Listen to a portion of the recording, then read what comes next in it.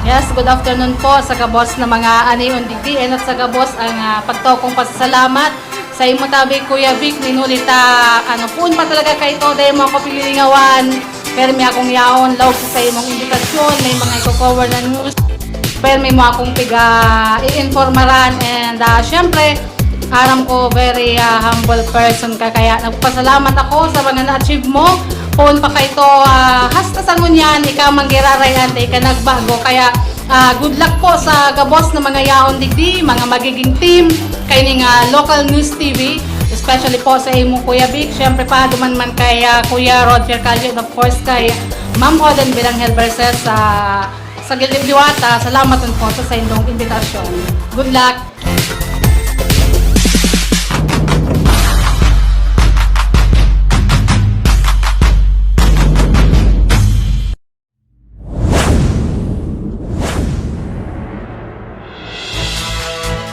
Ipinipresenta ng Local News TV ang ikaduwang estudyo na namundag na sa Tabaco City.